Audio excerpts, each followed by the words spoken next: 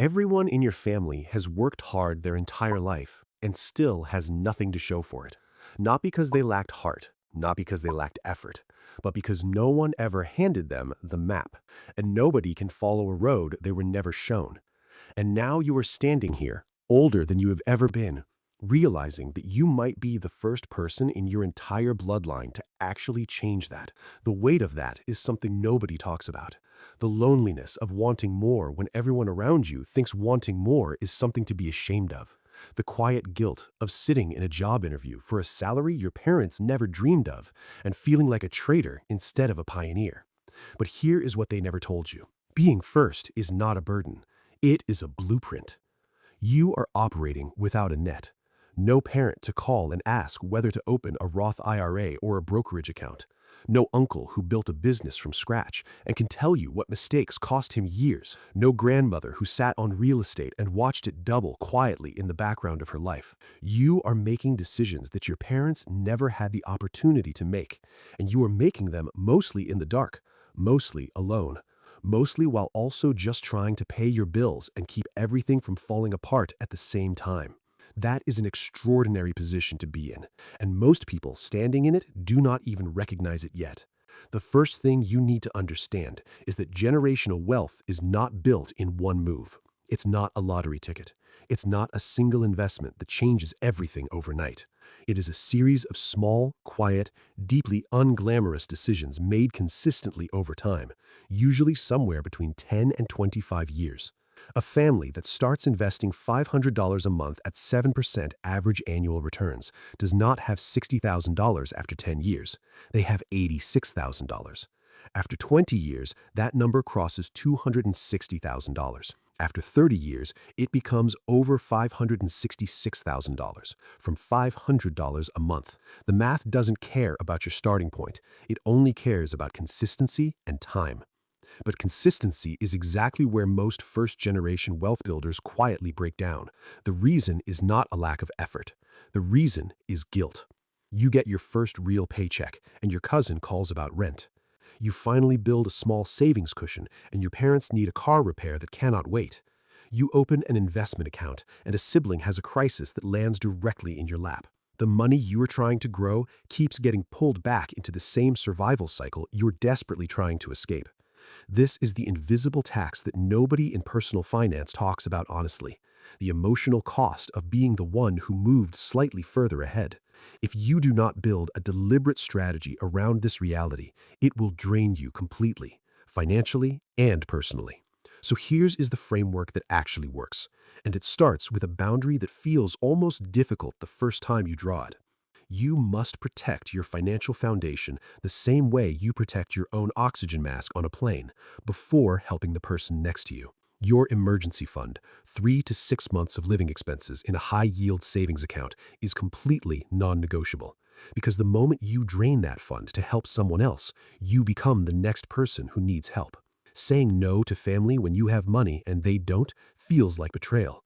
But you cannot genuinely help anyone from a position of financial instability. The most powerful thing you can do for your family long-term is to become truly, sustainably, and structurally financially secure. Stability is what you pass down. Stability is what breaks the cycle permanently instead of just pausing it temporarily. Once that foundation is locked and protected, you start building the two assets that actually transfer wealth across generations. The first is tax-advantaged investment accounts. A fully maxed Roth IRA sits at $7,000 a year right now. That's $583 every month. In 30 years at historical market averages, that single account alone grows to over $700,000. Your family inherits it completely tax-free. That's not a loophole. That's exactly what the account was designed to do. One person starting one account consistently for 30 years changes the financial starting point of every person who comes after them. The second asset is equity, either in real estate or in a business you own. Real estate builds equity passively over time, while someone else's rent covers the mortgage. A business builds an asset that can be sold, passed down, or scaled beyond what any salary could ever produce. Income alone, no matter how large, does not build a legacy. Assets do. You have to rewrite the story you tell yourself about what money actually means. In families without wealth, money is experienced as survival. In families with wealth, money is experienced as a tool. That shift from money as relief to money as a resource is the entire architecture of the game. Because the story you carry about money drives every decision you make with it every single day, quietly and automatically. This rewrite is genuinely difficult. It's uncomfortable in ways that spreadsheets cannot measure, because changing your relationship with money means changing your relationship to the culture you came from.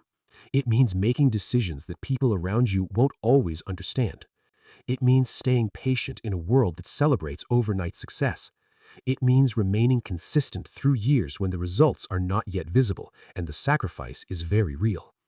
But 20 years from now, someone in your family is going to be standing somewhere no one in your family has ever stood before. They are going to have options that were never available. They are going to make a decision from a position of security instead of scarcity. They are going to have no idea how much quiet courage and daily discipline it took from the person who came before them. That person is you. That decision is now. That chapter starts with whatever you do next. You're not just trying to build wealth. You're trying to become a different kind of person than anyone in your family has had the information to become before you, or the opportunity to become before you.